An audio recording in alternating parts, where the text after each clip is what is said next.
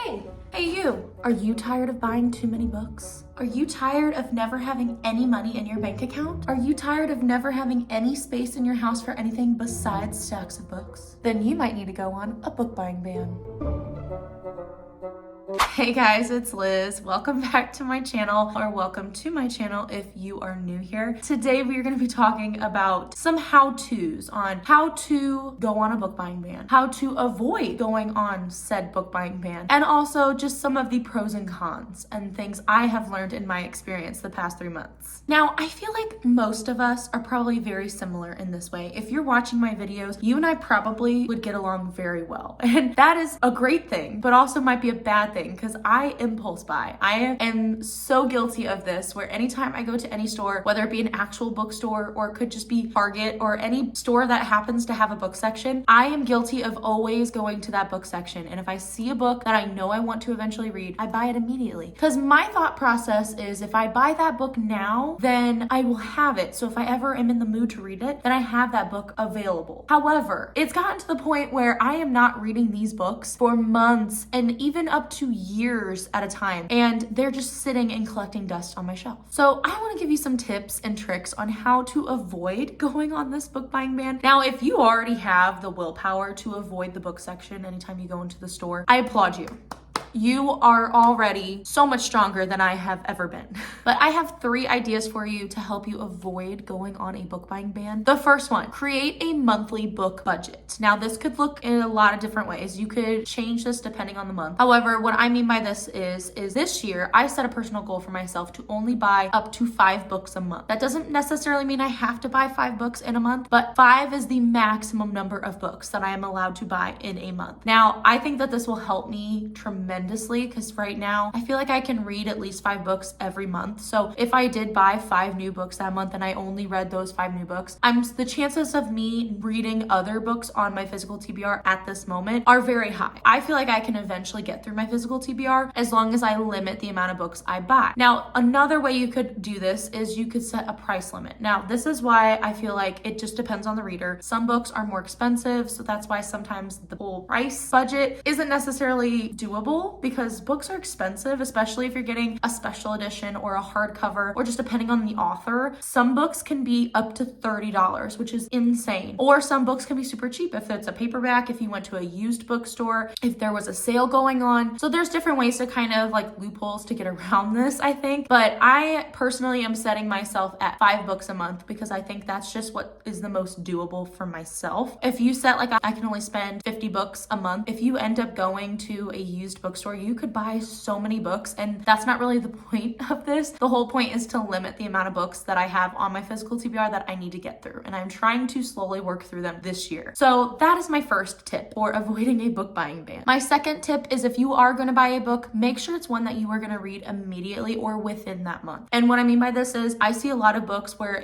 it could just be like a new release, and to me, I read new releases way quicker than I do any of the books on my physical TBR, especially if it's by an author that I absolutely love and adore. So to me, if I see a new release in the store, I'm gonna get it just because I know I'm gonna read it immediately, and then it won't be just sitting on my physical TBR. Also, if it's like a book, a part of a series, maybe you only bought the first book, so then you're gonna go buy the next, second and third and fourth book. To me, that's also another book that you are gonna read immediately, most likely. I'm the type of person who once I start a series, if all the other books are available to me, I wanna go buy them and read them so I can finish that story. I don't like having multiple series on my mind and having to keep track of all those characters. I'd rather be able to close the door on certain stories. So if I am starting a series, I try to finish it if I can. So this is another way that I feel like if you happen to see a book that you want, if it's a part of a series that you've started, go for it. I think that's a great idea. And my last tip for you, go to your local library. I'm a book collector personally. I want to collect books and I want to have my own personal library one day where I have over 1,000 books in my personal collection. However, I know that sometimes this is not plausible. This is not doable for a lot of people, especially financially or just space in general. Having the space in your house to store that many books is very challenging, but you still want to read all those stories. You love reading stories. So going to your local library is a great idea as well, because it also forces you to read those books immediately, because you do have a deadline for when you have to finish them. So usually they give you about 2 weeks or so. I feel like that's also a really good idea. However, I'm not a library goer. I probably should, honestly. Maybe eventually one day I will get to that point where I am only going to the library. At this moment, I love going to the bookstore, so I'm probably gonna keep buying my own books. And if none of these 3 tips are helping you and you are still impulsively buying every book you set your eyes on, it might be time for the dreaded book buying ban. I know. But guess what? We will get through this together. If you've been following along with me on my channel the past however many months, at the start of the new year, I actually started a book buying ban because I counted how many books I had on my physical TBR, and I had 77 physical books on my TBR. And it bothers me to no end having that many books, especially some that I completely forgot about. I went through my own personal library to see everything I owned, and I was mad at myself. Honestly, I was just so disappointed in myself and how many books I've bought and have not read yet, especially ones that in the moment, I was so excited to buy them, but then I haven't read them yet. So obviously I didn't care that much about the story if I'm not gonna read them yet. So I have been going on now, it's 2.5 months of my book buying ban. I get to break it next week, and I'm so incredibly excited. I will be taking you along with me when I go to the store finally to go buy some books. And no, I'm not going crazy. I will only be buying 5 books max, because my goal for this year is only buy 5. And that's not gonna include books if I get books for my birthday. I'm not gonna count those. I'm counting books that I physically go out and buy with my money. I'm only buying 5. So I will have been on a book buying ban for almost 3 months. And to me, I feel so accomplished for having gone this long. I obviously could go longer, but honestly, my birthday just felt like a good time to finally break it, because I know the bookstore is my happy place. So that's where I want to go on my birthday. I want to make a trip out to the bookstore, and I want to buy some new books, and I cannot wait. But I did kind of keep track of some of the pros and cons of this whole process that I have encountered in these past almost 3 months. So I'm going to quickly list through them. Some of the cons, the dreaded cons, and some of them are big cons too. And I didn't plan for this originally, there were so many new releases that came out these past 3 months. It made me so mad going anywhere, and I would look at a display and I would see a new release, and it's by an author that I love. And the temptation to buy said books was so great. There were so many times where I almost broke my book buying ban. There were so many instances where I almost broke it. This is probably the biggest con ever, because there are new releases coming out all the time, year round. There will be new books coming out, and it's so hard to say no to those books, but you just gotta do it. You don't always have to buy every new book that comes out, because newsflash, they're always coming out. The second big con was the bookstore is considered my happy place. If I ever am in a bad mood or am upset about something, I will go to the bookstore and I will just walk around. It doesn't necessarily mean I have to buy stuff, but the temptation is there. So going to a bookstore and not buying stuff, very difficult. So I have stayed away. I've gone to Barnes & Noble, I think 1 time since my book buying ban started these past 3 months. And that was very hard. That was very challenging. The only reason why I didn't buy anything was because I was there shopping for my nephew. So it wasn't like I was buying a book, I was getting something for him. Just looking at my sections, it's so incredibly hard to not buy books, especially when you are surrounded by them. So having to stay away from the bookstore, I will say it was very challenging, but I think that this is just really good for me to not be so reliant on going to the bookstore all the time. I have found new ways to cope with when I'm sad. So that's a good thing. And the third and final con that also is a pretty big one is sometimes you might not be in the mood for the books that you own. I'm a huge mood reader personally. I will always read. That's why I set up seasonal TBRs instead of monthly ones, because I think a season and certain months, there's a certain mood attached to them for me and certain content I like to consume. So the thought of not being able to read certain books that I am like putting a lot of thought into and wanting to read in a certain season is very hard.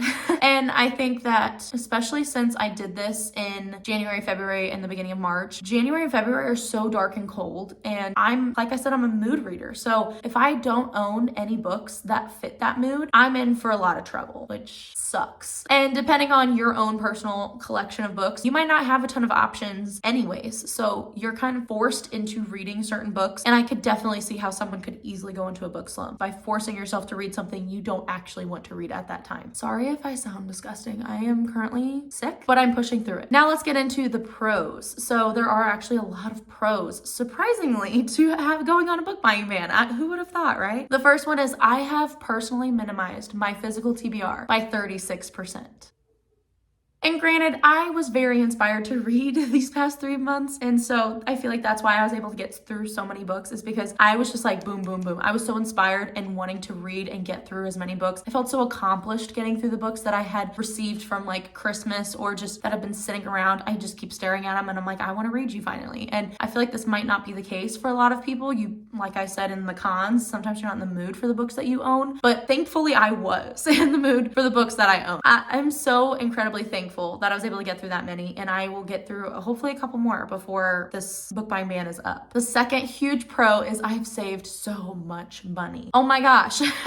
Looking back to last year, if I looked at my monthly bills, the amount of money I would spend on books just by themselves was astronomical. So now that I am not buying books, I love looking at my bank statements every month because I'm not going crazy with my money. I'm saving and I'm looking forward to budgeting in the future so that way I don't get into those same unhealthy habits as before. Another huge pro is I have learned to not impulse buy. That is where I would get hung up on just buying so many books, is because I would see it by the checkout or I'd see it on a display and I would think, oh, I'll read that eventually. But no, if I'm not reading it now or within this month, I don't need that book right now. I can buy it when I am going to be reading it. I feel like I learned a lot and I learned how to say no. And another huge pro was I actually gave so many books that have been just sitting on the back burner on my TBR cart a chance. And I'm so glad I did, because there were so many books I read these past 3 months that I have given 5 stars or, a 4 and up. Like, I feel like I've just found so many great books and stories and authors that I'm just shocked that I hadn't read them sooner than I did. I don't know when I would have eventually read those if I hadn't gone on this book buying ban. And now I want to get into the steps to staying motivated during your book buying ban, because I know it's a very hard and challenging time, especially if you're going from buying books all the time to not buying any. That's like going from 0 to 100. Like, that's just huge change. And I have put together 3 things that helped me personally stay motivated the past 3 months. The first thing is to mood read. Don't force yourself to read certain books. I know I kind of mentioned where sometimes you might not have enough books to read in,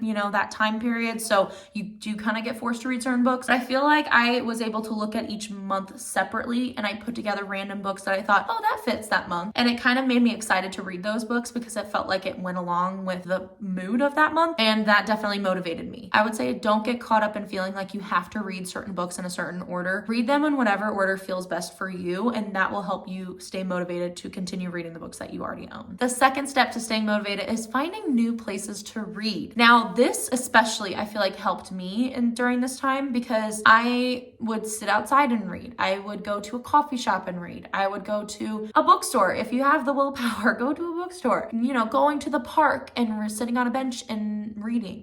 Go have a picnic somewhere and bring your book. I feel like I was able to find a lot of new fun places to go to read, and it honestly helped me read. Like, when you're going to a specific place to read, it motivates you. You feel like okay, this is my time set aside for reading. I'm not getting distracted by my TV. I'm not getting distracted by my phone because I'm setting that aside. And you're putting this designated time aside to go and read, especially if you have to drive somewhere to do this. It pushes me to read and actually stick to it instead of getting distracted by other things. And the last step to staying motivated is create a countdown. I know. It's hard going so long without buying books. I created a countdown from day one. I'm gonna be so for real with you guys. At the moment, I have 9 days. So when I'm filming this, I have 9 days until I get to break my book buying ban, and I am so excited. And I think that knowing that I only have to wait 9 more days, anytime I see a book I want to buy, I think 9 days, I can go get that in 9 days. And so if it's a book that I'm still thinking about in 9 days, then obviously I really, really want to read it like immediately. So then yeah, I'll go buy it. But right now I don't need it. So if I'm still thinking about it in 9 days when my book buying ban is over with, I can go and let myself purchase that book. And so anytime I ever feel tempted to buy anything, I think about my countdown and I know that's how much more time I need to wait. And if I can't wait then I have a problem. And that is it for today's video. I hope you guys enjoyed. This is definitely a different video than I usually make because it didn't really involve me reading or talking about any specific books, but it did involve, you know, the idea of buying books. So I hope you guys enjoyed. Hopefully these steps or tips help you in any way. If you're anything like me, where you impulsively buy books any chance you get, I just want to let you know we are in this together and it's gonna be okay. You're gonna get through it. And you know what? Don't be too hard on yourself. We all do it. We all impulsively buy. It might not be books, it might be something completely different. But for us book lovers, books are our kryptonite, and I totally understand your struggle because it's my struggle as well. Like I said earlier, my next video is gonna be me breaking my book buying ban, and I'm so excited to take you guys along with me. I'm gonna take you on the process of going to the bookstore and finally buying those 5 books that I want to buy this month. Keep on the lookout for that one for next week. I will see you guys in my next video. Happy reading and not buying. Bye.